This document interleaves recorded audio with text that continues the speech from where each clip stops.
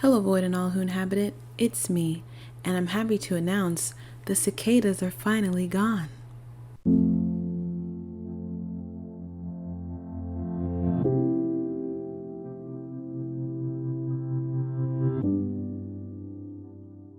So, I've been watching a lot of stuff lately and having not as many thoughts, but some.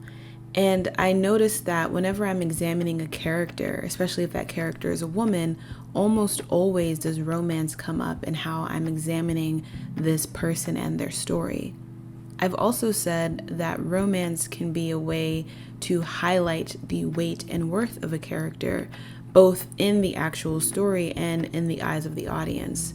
The best way, or rather the easiest way to humanize a character and to get you, the viewer, to sympathize with them is to show them as someone who is capable of being loved and desired romantically. But why? Why do we put so much emphasis on romance? If you look at the work done by popular romance studies scholars, you'll see that romance novels have served as a place for women historically, but that's expanding, for readers to derive pleasure through stories where people like you, with wants like yours, can have joy and agency instead of being punished or left unsatisfied. These stories are a place for fantastical exploration of sex, yes, but also for a place where you can see someone be loved and cared for and attended to. One of the two basic elements of the romance genre is that stories have an emotionally satisfying and optimistic ending. There's a bit more to people's interest and investment in romance than just getting to see boom boom, you know what I mean? But that's romance novels. Do we see the same level of exploration and agency and satisfaction when you plop a romance subplot into any old story? What is the impact of plopping a romance subplot into a story where romantic love is not at the center of the plot? These are some big ass questions, and I don't think the answer is any one thing. So what I want to do is try to peel apart different answers based off of character types and story structures. Today, we're starting with the Lady Loner because I watched all of Derry Girls in 2 days and promptly discovered that a lot of people ship Aaron with James. Before we get into the nitty-gritty, though, what do I mean by loner? A term which I will be using interchangeably with outcast. Our Lady Loner is someone with few to no friends. She's definitely socially awkward, probably rebellious, and potentially desperate to leave her hometown in a way that is rooted in said rebellion. Which is to say, I don't mean loner or outcast in the recluse hermit card sense of the archetype. There's also outcast groups, which can either be a mishmash of people who have to work together, or a collection of oddballs who start off the story used to each other. Derry Girls fits into the second category, and the collective quirks bouncing off of each other is usually what leads to the hijink of the episode. Despite the tropes that get subverted through the structure of the show and the behavior of the characters, shipping Aaron and James together is one of the most typical fandom reactions you could expect. From looking at the promo photos alone, you could predict that they would be a popular ship simply from the fact that Aaron is at the center and James is the only boy. Sidebar, this is going to sound rude. I'm not trying to be rude. But over the past decade of the internet, there has grown an audience of people who are incapable of watching things without shipping people together. That is a different phenomena for a different day, but I do have to acknowledge that it exists and does lay pretty closely with the phenomenon of audiences wanting to live vicariously through characters who are or who have access to other characters who they may be attracted to. The idea of wanting to live vicariously through a character, whether or not they have access to someone else who you are attracted to, does play into what we're talking about today.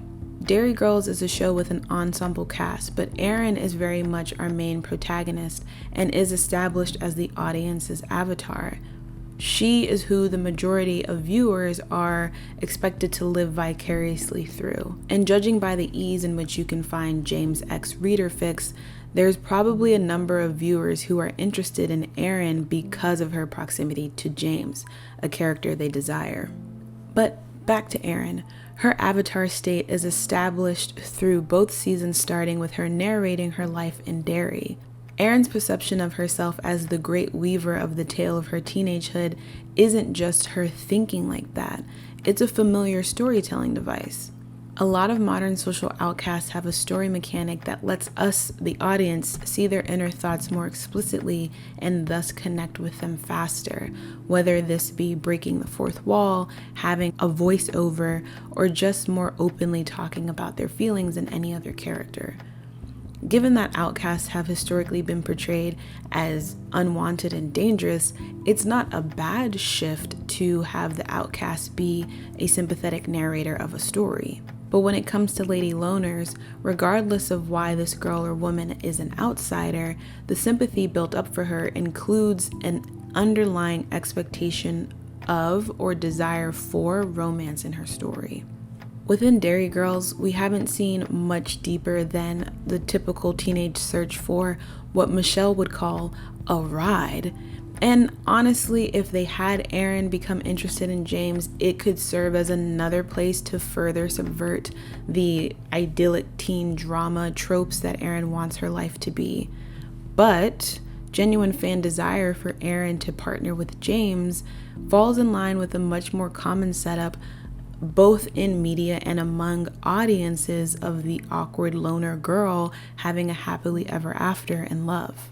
Even though this character is an oddball, ending the story with her in a relationship is an established expectation that can feel jarring when it isn't met. Take, for example, The Half of It, the 2020 coming-of-age film about Ellie, a smart but cash-strapped teen who agrees to write a love letter for a jock but doesn't expect to become his friend or fall for his crush, Aster. Spoiler alert, Ellie and Aster don't get together at the end. There is no epic grand kiss with a promise of forever at 17. Ellie's ending isn't based in her relationship with Aster, but rather her growth out of her small town and towards a future she's excited for. And some people were really not happy about that. It's worth noting that The Half of It is described on its own poster as a love story, not a romance story. The distinction is key when you consider the different types of affection and intimacy writer and director Alice Wu explores throughout the film, as opposed to just focusing on Ellie and Aster. If anything, the love between Ellie and her father, or Ellie and Paul, are the main focuses throughout the film. Wu has also stated that the happiest ending is the one that is best for each character. Given that Ellie, a Chinese American teenager, is bi or gay, there are layers to why people wanted Ellie's happy ending to include her dating Aster. But from the writer's perspective, the best ending isn't the one in which these two girls are together but stuck in a town where neither of them can thrive. For Ellie and Aster, and even for Paul, to pursue their most promising futures means they can't stay together. Thriving means different things for them right now, and that's okay. Returning to rule number 2 of the romance novel, this is an ending that is emotionally satisfying and optimistic, even though it doesn't center romantic love. But what's highlighted in audience disappointment is the desire to see romance fulfilled, even if it isn't in the best interest of the character. Daria is an older example of an outcast with dynamic development and an open ending. Her story is not just about others adapting to her quirks, but Daria herself growing out of this box that she has put herself in, or starting to, at least. Daria also struggles with romance before she starts dating, but the end of her story isn't driven by maintaining her relationship with Tom. It's about continuing on this better path she has started. Although teenagehood is often the only time women are allowed to be awkward, this setup isn't limited to coming-of-age stories. Fleabag is a show where we have a loner main character who breaks the fourth wall to pull us in, to have us live if not through her, right next to her. And her ending is another one full of potential, but which doesn't pair her with anyone. The viewer may be sad that Fleabag doesn't end up with the hot priest, but that's not the point of her story. To me, Fleabag's relationship with the hot priest was a reminder for her and for us that she can make friends. She can build intimate bonds that aren't based in sex. And in fact, she needs to learn how to and learn to stop using sex as a way to harm herself. You know, she can heal. She can find places for all that love that she's carrying for Boo, even though she doesn't end with the hot priest. She has grown and learned and become better. In these examples, we see that we as the viewers can have really limited ideas of what a happy ending should look like, especially if romance has been introduced into the story.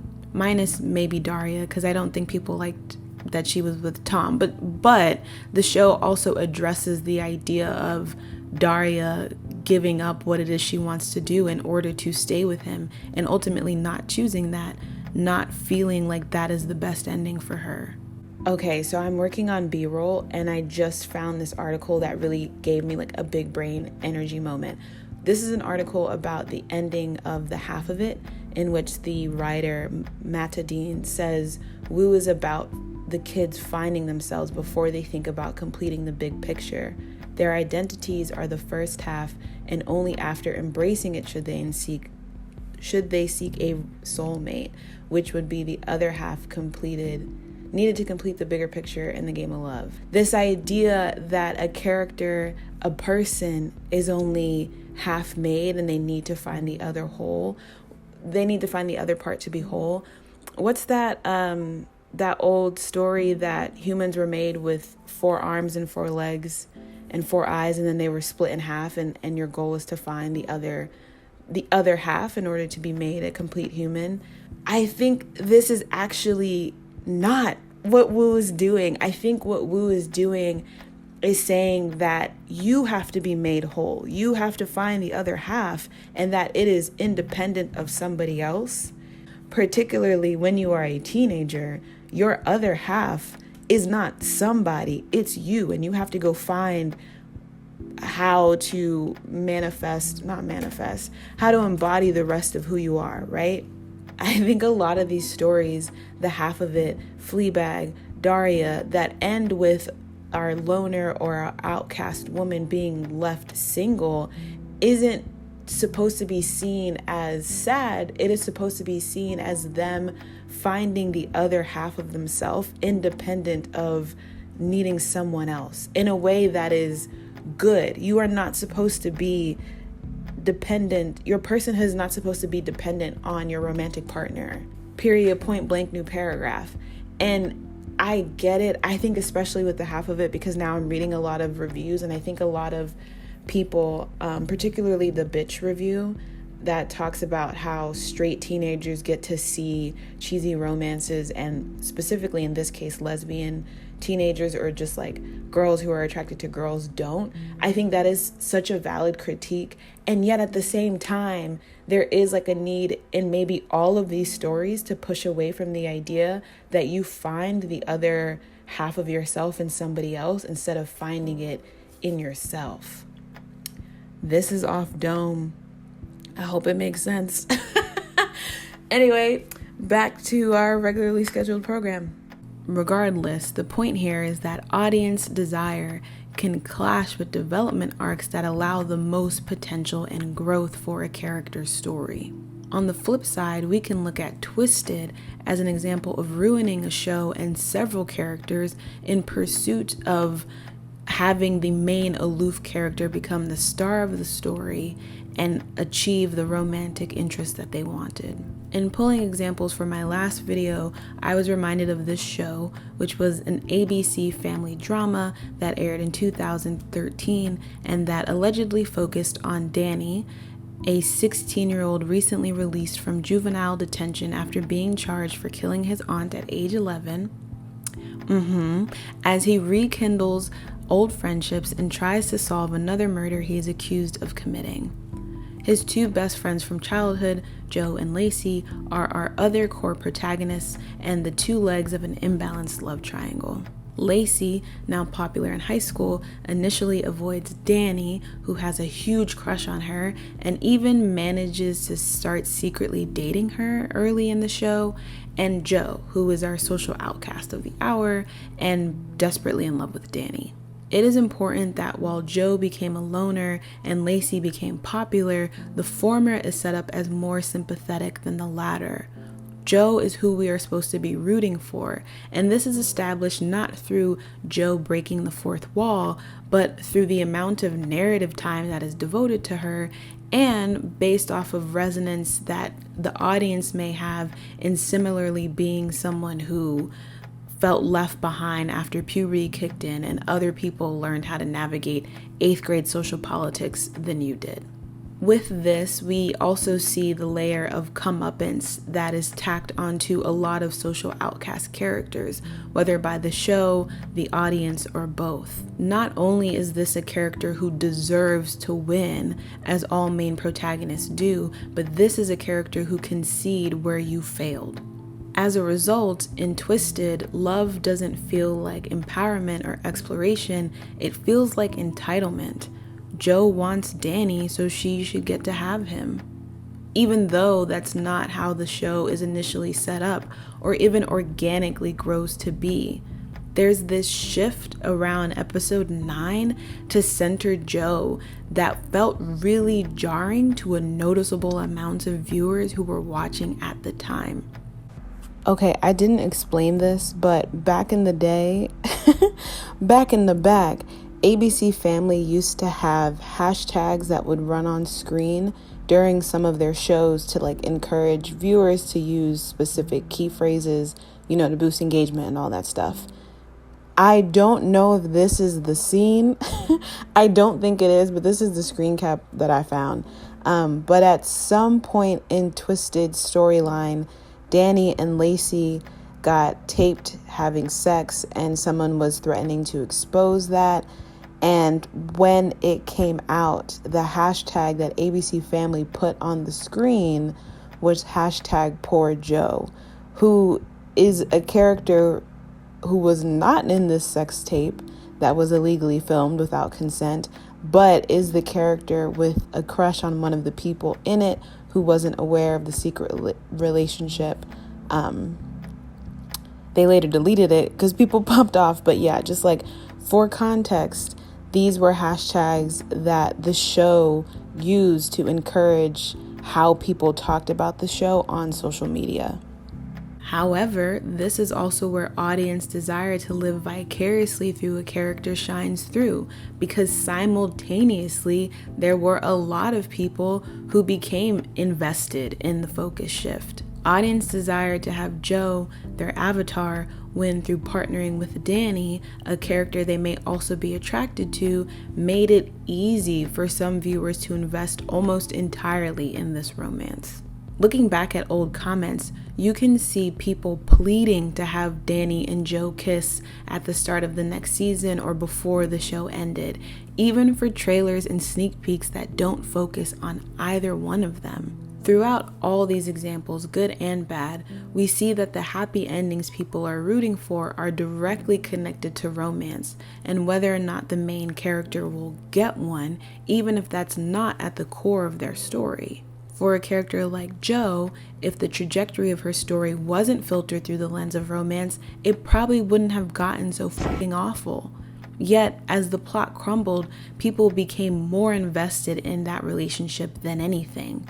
For characters like Ellie and Fleabag, although there is great personal growth in their stories, a lot of viewers had a specific disappointment in the fact that their romantic subplots did not last until the end. A lady loner serving as the audience's avatar and or attractive potential love interests do play huge roles in audience interest in seeing these characters partnered up by the end.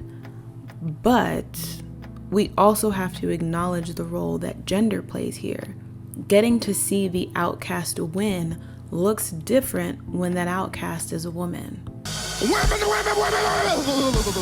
I said women! A quick note, I'm taking a real binary way of looking at this, but I would love to know your thoughts, if you have any, on how these portrayals impact non-binary characters as well, especially when taking into account the issue of people using non-binary to only refer to skinny, able-bodied AFAB people. That being said, gender impacts not only the emphasis placed on romance, but the way our outcasts are framed and allowed to exist.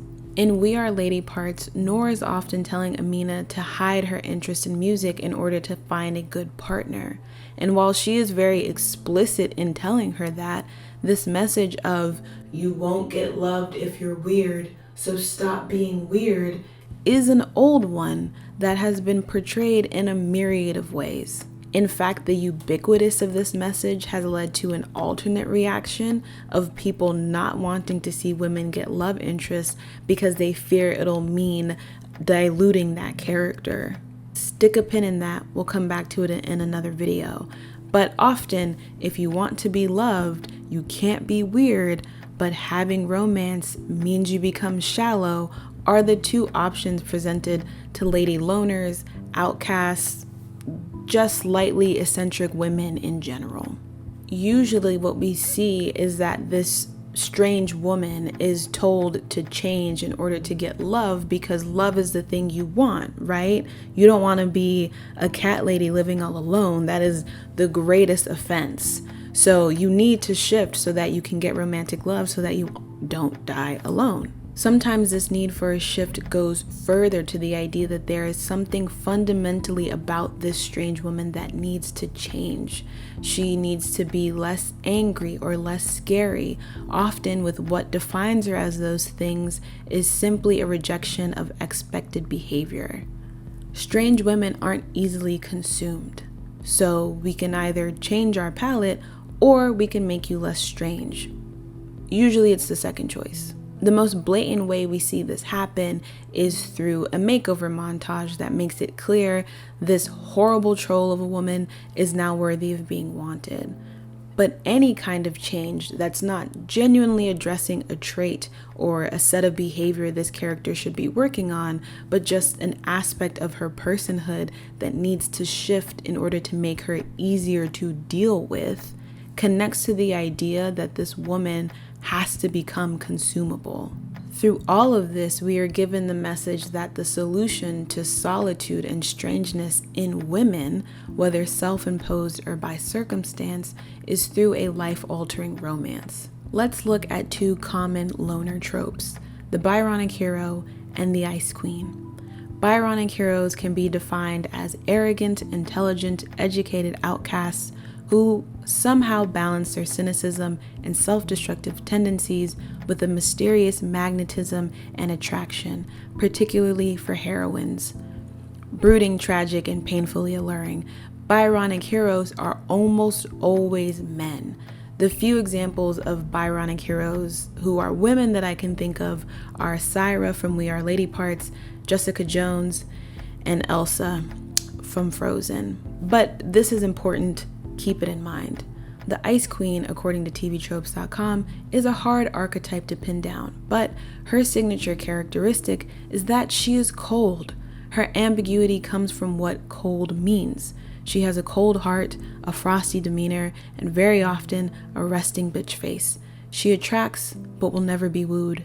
While romantic love is framed as difficult for both of these character types, it is much more common that the Ice Queen eventually be soothed or defrosted by love, while the Byronic hero remains impervious, if not incapable of achieving it.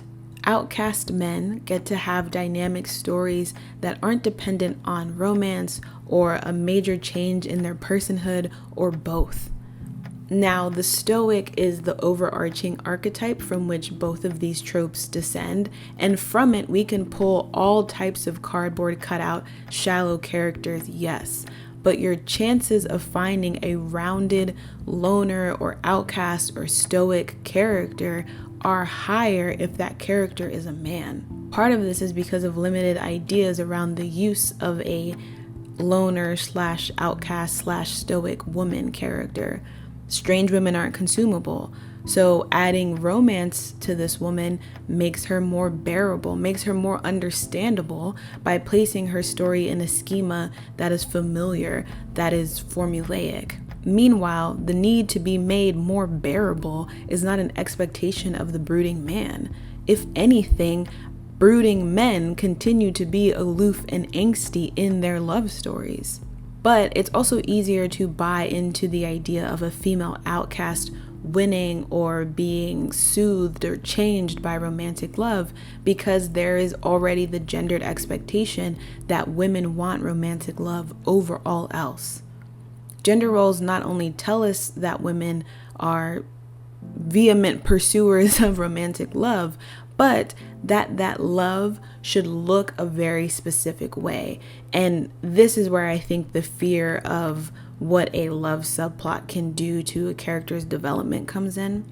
But there are limits to what romantic love is shown to look, feel, and act like, especially in heteronormative contexts. I think even stories about queer characters can lean heavily into the same limits. You know, you are not immune to propaganda. But in a heteronormative context, romantic love is centered for women while it is not for men. Achieving romantic love becomes this all-consuming desire that can totally derail all other interests, hobbies, goals, decisions, ideas in your life. Romantic love is seen as the goal, the ultimate purpose that women are striving for, while it may be desired for men, but never as their main focus. Now, here's the thing. Valuing romantic love in and of itself is not bad, okay? Strange people need love too, Craig. Desiring romance is a completely valid desire to have, but that desire can and should be held alongside the fact that the continued overvaluing of romantic love is limiting. There's nothing wrong with wanting to see people like you be shown as being worthy, but there is issue with being told that your worth is solely tied to your romantic value and your romantic output, and that romantic value and output has to look a very specific way. We often think seeing typical endings for atypical characters is a good thing without also asking why this is seemingly the only good option for them. Pulling from Wu's idea of the happiest ending, a fulfilling conclusion is dependent on the needs of the character. Though with Fleabag and We Are Lady Parts, we see that you can be painfully out of place even as an adult, a lot of these outcasts are teens being sent the final message of this brief, unfortunate period will pass. In the stronger of these stories, regardless of the age of our outcast, there is a need for her to push outside of her comfort zone in order to grow. Bisma says it best when she tells Amina, you have to own your freakishness before it owns you. This sentiment of the strange girl or woman being affirmed in her strangeness can look many different ways, but we are often told that comfort in self is found one way, that you experience romantic love and you will be happy and maybe, hopefully, God willing, less weird. However, stories that shift away from centering romantic partnership can present weird or aloof female characters with rounded stories that don't anchor the characters in romantic love, but also don't cauterize them from experiencing it. I'm not suggesting that this is an either-or situation, that lady loners can't or shouldn't have romantic love, but rather that there has to be a way that they can without their stories being consumed by it. Amina's growth in the first season of We Are Lady Parts is centered around her owning all parts of herself. Towards the end, we see that her crush, Asan, is beginning to become interested in her after initially friend-zoning her, but his shifted interest is literally at the backdrop of every other storyline. So there's this budding rejection of the idea that to have one thing, whether it be romantic love or fully actualized personality, you have to sacrifice the other, being done in a way that doesn't center the romantic interest. And Amina is a character with the major goal of getting married. This is important to her, but it's not the only thing to be focusing on, and the story makes sure you remember both of these things. In the end, we want our Lady Loner to be happy, maybe a little less lonely, but we should also move away from the idea that the main or only way for this to happen is if her story ends with her in a romantic partnership. These stories aren't the traditional setup with a new layer of paint, and that's the point.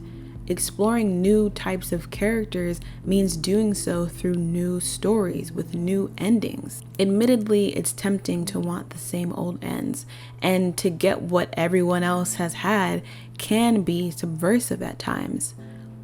But so can endings that don't subscribe to that idea. There's more than one way to be left emotionally satisfied and optimistic. What better way to explore that than with the characters who are already considered outside of the norm?